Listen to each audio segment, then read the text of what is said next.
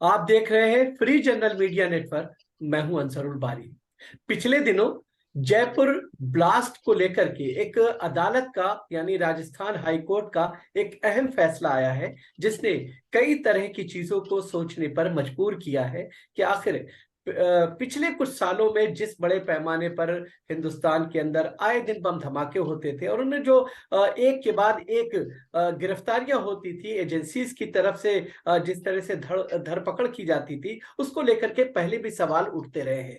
लेकिन जो ये फैसला आया है, जाहिर है कि इसने कई तरह की चीजों को सोचने पर मजबूर किया है। हम आपको बताएं कि हाई कोर्ट ने अपने फैसले में साफ तौर पर जो ट्रायल कोर्ट का फैसला था, यानी 2008 में जयपुर में सीरियल बम धमाके हुए, उसमें 71 लोगों की मौत हुई थी और 176 से अधिक लोगों जो है इस पूरे मामले में जख्मी हुए थे। और इस पूरे मामले में जो गिरफ्तारियां हुई, बड़े पैमाने पर गिरफ्तारियां की गई थी।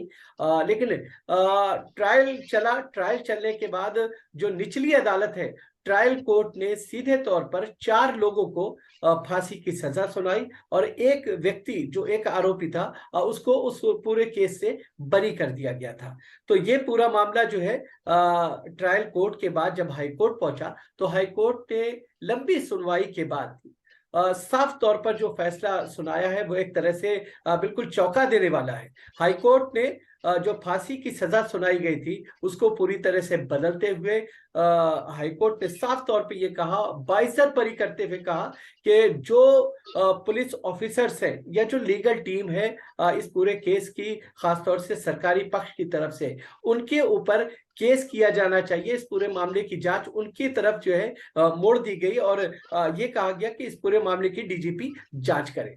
तो क्या जो ये पूरी घटना है, ये जो पूरा मामला है, क्योंकि इससे पहले बहुत सारे ऐसे मुस्लिम नौजवान हैं जो जेलों में बंद हैं, आज भी जो है उनके मामला जो है जेलों में चल रहे हैं, सुनवाई किसी की होती है किसी की नहीं होती है।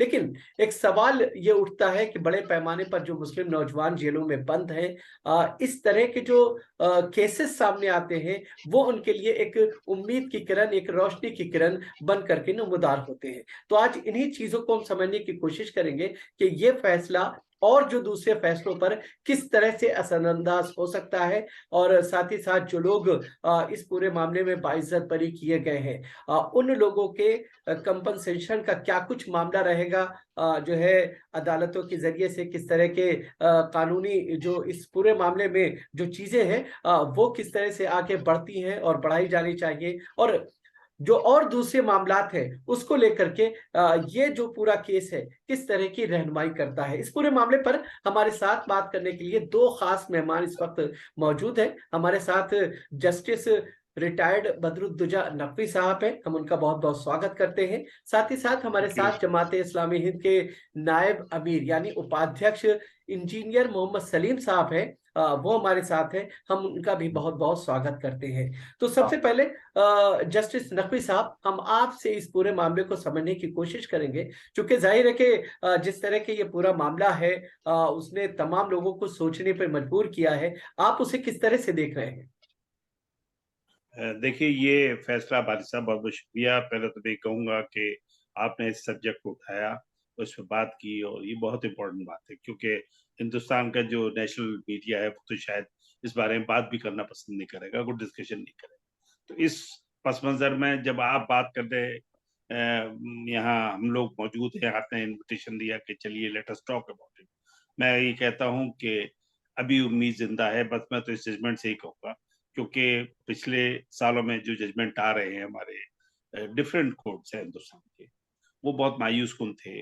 बड़े बड़ा फैसला हो, नेशनल इंपॉर्टेंस का मुकदमा हो, उसने मायूस ये किया कि जो हमारा बेसिस है वो एविडेंस है, कि कोई भी जजमेंट होगा on the basis of evidence होगा, वो on the basis of imagination नहीं होगा, वो on the basis of philosophy नहीं होगा, वो on the basis of hypothesis नहीं होगा। उसके लिए एविडेंस चाहिए।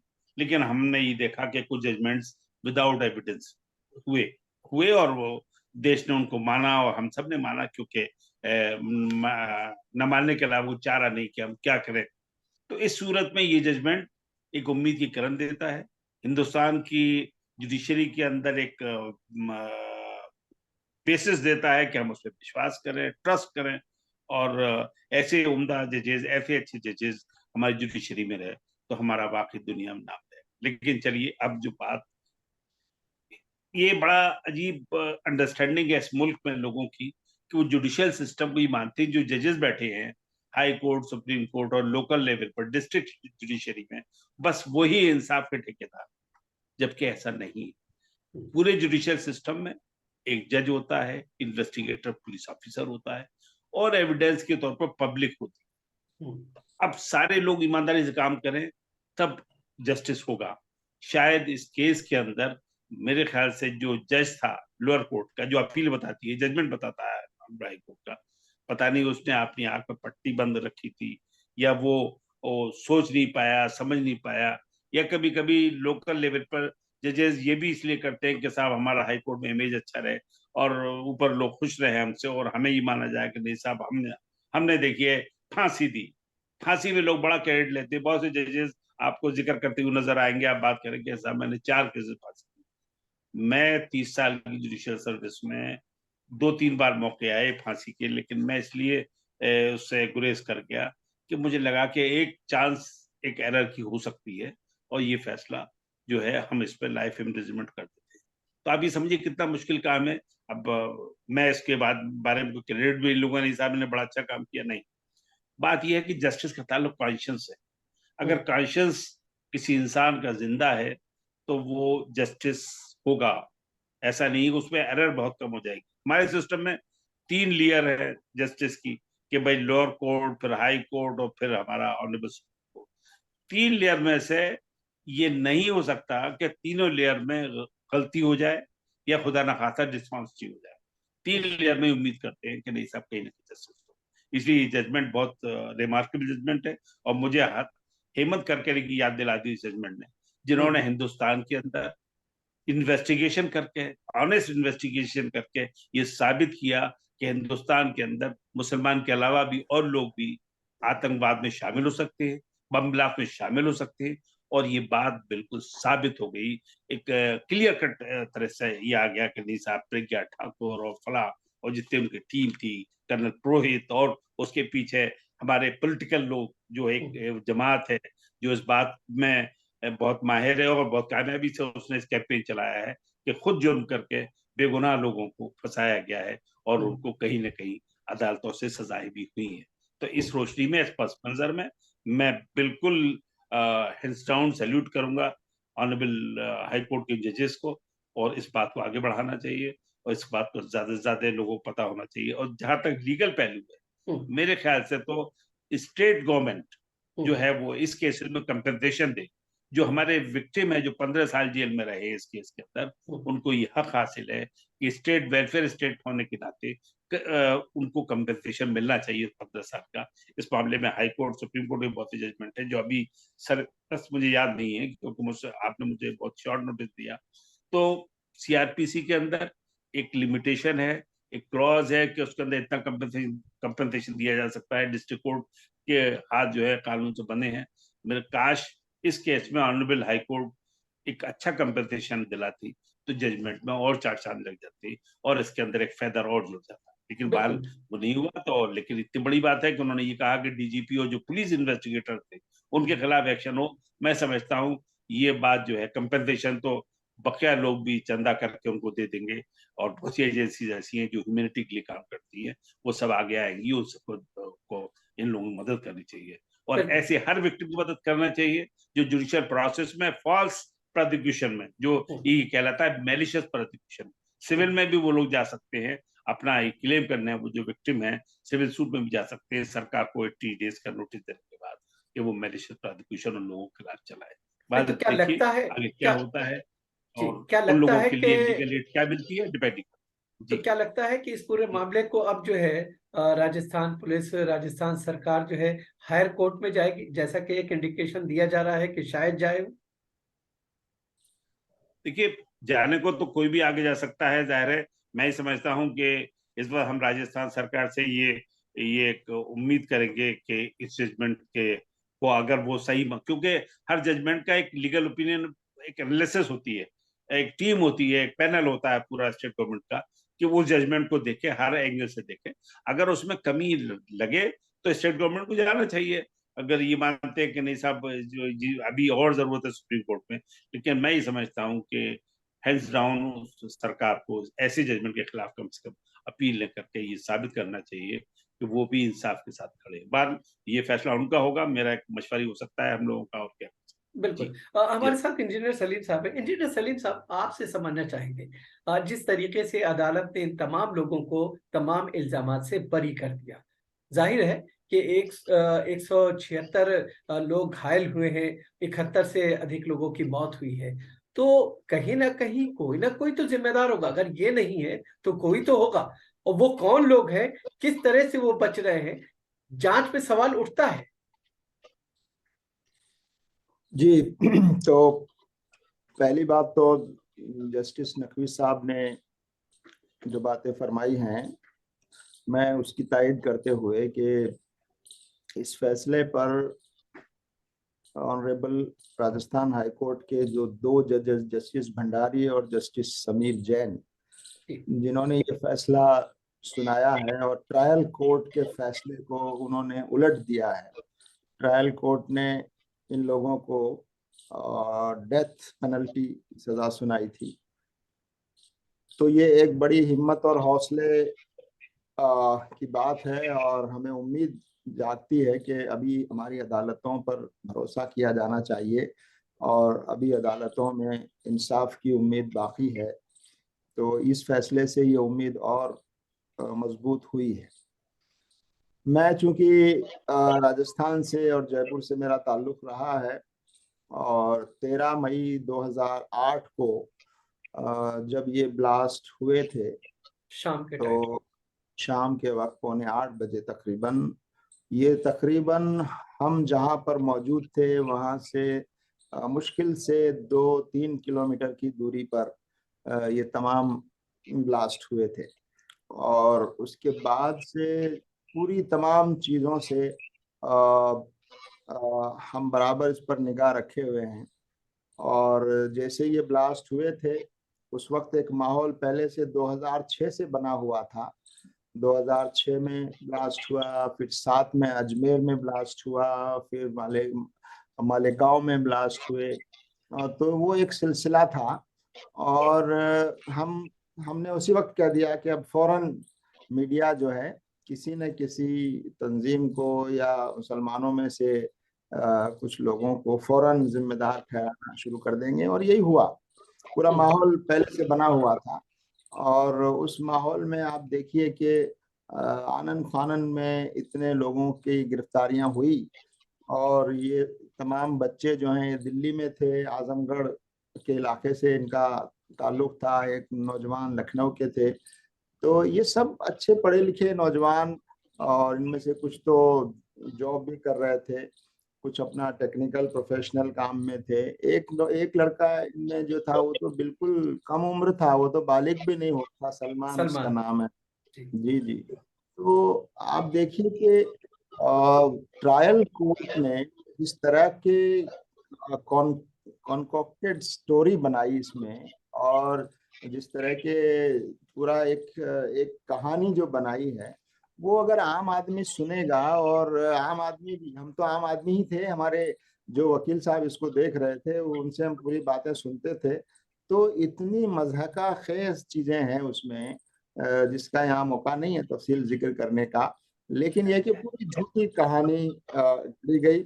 और आपको शायद याद होगा, बटला हाउस एनकाउंटर में जिन 2 नौजवानों को गोली मारी गई, वो फेक एनकाउंटर था, गोली मारी गई, उनको शहीद किया गया।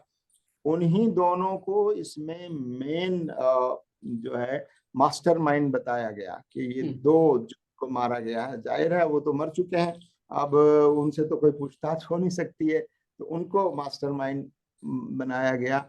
और अब आप देखिए 15 साल तक ये नौजवान, बेकसूर नौजवान, इनकी जवानी जेल में गुजरी, इनका कैरियर जो है वो खत्म हो गया, इनके और इनके फैमिली पर टेररिज्म का कितना बड़ा एक दाग जो है लगा। और उस वक्त के अखबार और मीडिया ने देखा हमने कि फ्रंट पेज पर हेडलाइंस के साथ इनको आतंकवादी और टेररिस्ट कहा, और चूंकि ये लोग आजमगढ़ के इलाके से ताल्लुक रखते थे तो आजमगढ़ को आतंकगढ़ कहा जाने लगा। तो ये पूरा एक माहौल बनाया गया। और जैसा कि आपने सवाल किया है, ये तो बेगुनाह है, हम तो शुरू से जानते थे। और लेकिन आखिर गुनहगार कौन है और इन बेगुनाहों को आखिर क्यों फंसाया गया और क्यों इसमें कहा गया। ये तो हो सकता है गलती हो जाए और गलती से कोई चूक हो जाए, मगर इतनी बड़ी गलतियां जो हैं वो अनजाने में नहीं हो सकती। तो नहीं ये तो लेकिन आप कह रहे हैं कि ये तो जानबूझकर किया गया, फंसाया नहीं, गया लेकिन है। अक्सर अक्सर ये देखा गया है सलीम साहब के जो है बहुत सारे ऐसे केसेस बाद में उसके बाद सामने आए जिसमें साफ तौर पे ये देखा गया कि लोग बाइज्जत बरी हो रहे हैं, अदालतें उनको जो है बाइज्जत बरी कर रही हैं, लेकिन उस बावजूद इसके तमाम चीजें हो रही हैं, किसी तरह का कोई जो मुजरिम है, असल असल मुजरिम, उनकी पकड़ नहीं होती है और वो बच्चे जो है बाइज्जत बरी कर दिए जाते हैं। यही चीज यहाँ पर भी देखने को मिली। वही बात मैं अर्ज कर रहा हूँ कि जी। इस मामले में जहाँ रिलीफ मिला है इन बेगुनाह लोगों को और इनको बरी किया गया है, ये खुशी की बात है, उम्मीद की बात है। लेकिन वहीं अफसोस की बात यह है कि आखिर 77 लोगों के कातिल और 180 लोगों को घायल करने वाले वो जो खतरनाक मुजरिम हैं वो 15 साल से आज़ाद घूम रहे हैं। और मैं तो आगे बढ़कर ये कह सकता हूँ कि ये झूठी कहानी इसलिए घड़ी गई और इनको इसलिए फंसाया गया ताकि असल मुजरिमों को बचाया जा सके। ये मैं बहुत बड़ा एक इल्ज़ाम लगा रहा हूँ उस वक्त के लोगों पर और जो इसके लिए जिम्मेदार हैं। और मेरा तो उनसे बराबर मुकालमा और बातचीत होती थी उन पुलिस ऑफिसर से और हमने बराबर उन लोगों से बहस की।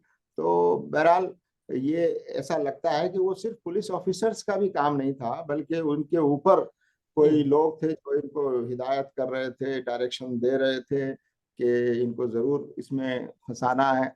अब 15 साल ये हुआ है, दो बड़े गुनाह, एक तरह से इनजस्टिस जो है वो है और वो अभी बाकी है। और वो ये है कि असल गुनहगार आज़ाद घूम रहे हैं।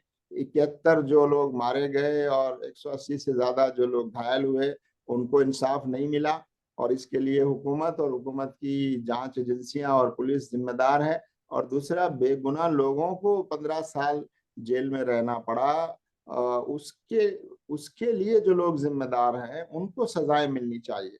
ऐसे ऑफिसर्स और जिन लोगों ने इन्वेस्टिगेशन किया है, जिन लोगों ने झूठी कहानियां घड़ी हैं, चाहे खुद घड़ी हैं या किसी के इशारे पर घड़ी हैं या किसी के दबाव में किया है, उन तक पहुंचने की कोशिश की जानी चाहिए। और उन पॉलिटिकल लोगों तक भी उसके तार पहुंच जाएंगे जिन लोगों के दबाव में और इशारों पर ये सब किया गया है। मगर ईमानदारी से अगर जांच होगी तब ये हो सकता है। लेकिन अभी अभी इतने पर हम इत्मीनान रखें कि ये एक रिलीफ मिला है और इंशाल्लाह जो लोग इसमें काम कर रहे हैं हम भी उनका ताउन करेंगे और मजलूमीन को इंसाफ मिले और प्रॉपर कंपनसेशन मिले। और यहाँ तक कि मैं तो ये भी, जैसा कि जज साहब ने भी कहा है, राजस्थान गवर्नमेंट से हम ये कहना चाहेंगे कि वो मजलूम का और इन बेगुनाहों का साथ देने की हिम्मत और जुर्रत दिखाए और इस मामले में वो इंसाफ का साथ दे, जस्टिस का साथ दे और इनको इंसाफ दिलाने की कोशिश की जानी चाहिए। मैं एक बात और मुझे याद आ गई है और वो ये कि इतनी बड़ी नाइंसाफी हुई है, इस पर राजस्थान गवर्नमेंट को और सेंट्रल गवर्नमेंट को भी इन जो विक्टिम्स हैं, ये विक्टिम ही कहूँगा मैं इन लोगों को, जो जिनको 15 साल जेल में रखा गया, इनसे माफ़ी मांगनी चाहिए, पब्लिकली माफ़ी मांगनी चाहिए। और ऐसी मिसाल ऑस्ट्रेलिया में एक मिसाल मिली थी कि ऑस्ट्रेलिया में एक मुस्लिम नौजवान को दहशतगर्दी के इल्ज़ाम में उस पर केस चलाया गया और बाद में वो झूठा साबित हुआ। तो वहाँ की हुकूमत ने माफ़ी मांगी, वहाँ की हुकूमत ने उनको कंपेंसेट किया। तो ये एक मिसाल मौजूद है। तो हमारे मुल्क में भी अगर ईमानदारी और इंसाफ की उम्मीद हम करते हैं तो राजस्थान गवर्नमेंट को भी और सेंट्रल गवर्नमेंट को भी इन लोगों से, इनके परिवार के लोगों से माफ़ी भी मांगनी चाहिए और इनको प्रॉपरली कंपनसेट करना चाहिए। और जिस मीडिया ने इनको दहशतगर्द बताया था, जिस मीडिया ने इनको उनके खिलाफ एक्शन भी होना चाहिए और उस मीडिया को चाहिए कि वो अब आकर इनकी बेगुनाही एक को पॉइंट इसमें रह गया अंजार साहब, बेगुनाही को भी इस तरह से साबित करें। जी जी जी जस्टिस मैं नकवी। जी एक पॉइंट जो बहुत ही हम लोग मिस कर रहे हैं जी। कि इसमें ऑनरेबल हाई कोर्ट री इन्वेस्टिगेशन का ऑर्डर दे सकता था अच्छा। और स्टेट भी दे सकती है। अगर ऑनरेबल हाई कोर्ट ही कह देता है री इन्वेस्टिगेशन हो तो असली जो मुलजिम हैं, जो एक्यूज हैं, जिन्होंने ये काम किया, वो पकड़े जाएं। ये सिर्फ ऑनरेबल हाई कोर्ट कर सकता। जाहिर है अब उन्हीं की पावर थी और तो किसी की थी नहीं। बहरहाल उन्होंने ऐसा न करके उनके पुलिस ऑफिसर के खिलाफ एक्शन का ऑर्डर दिया। मैं समझता हूँ कि proper action should be initiated against those erring officials yes. जिन्होंने ये गलत इन्वेस्टिगेशन करके इन बेगुनाह बच्चों का ट्रायल कराया इतने साल। नहीं तो माली क्या बहुत बड़ा वाकया था, इतने लोग की डेथ हुई, इतने लोग जख्मी हुए। मैं समझता हूँ बहुत बड़ा सान्या है ये, और ऐसे सान्य इस मुल्क के अंदर होते रहे।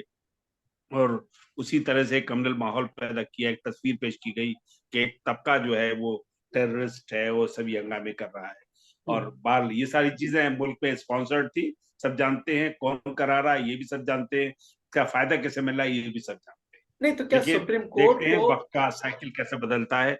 दरिया को अपनी मौज की तुगयानियों से काम, कश्ती किसी की पार हुई दरमियान है। वक्त का नहीं धारा जो हिस्ट्री है उसका मार्च अपने हिसाब से चलता है। ठीक है जस्टिस नकवी, जिस तरह से ये चीज सामने आई है तो क्या आपको लगता नहीं है कि चूंकि अभी भी बहुत सारे ऐसे बच्चे, बहुत सारे ऐसे लोग हैं जो बेकसूर जेलों में बंद है, उन तमाम जो केसेस को सुप्रीम कोर्ट को इस पूरे मामले पर संज्ञान लेना चाहिए, जिस तरह की बात जो है हाई कोर्ट राजस्थान की तरफ से सामने आई है, वो जो लोग जिनके मामला अभी भी लंबित पड़े हुए हैं, उनके लिए सुप्रीम कोर्ट को आगे आना चाहिए?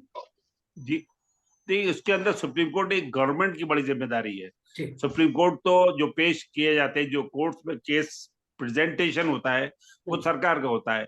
State is a prosecutor. बड़े मामलों में जो बड़े ऑफेंसेस हैं उनमें स्टेट प्रोसिक्यूटर होती है। स्टेट के पास सारा एक वो रहता है, एक पैनल होता है। मेरे ख्याल से स्टेट गवर्नमेंट राजस्थान को ही चाहिए, और खासकर हिंदुस्तान की और सब स्टेट्स को, कि ऐसे सब चीजों की इंक्वायरी कराए जो बेगुनाह लोग फंसे हुए हैं। बहुत से ऐसे लोग भी जेलों में पड़े हुए हैं जिनके का जो श्योरिटी पेपर्स नहीं दे पाए, जो अपनी जमानत नहीं दे पाए।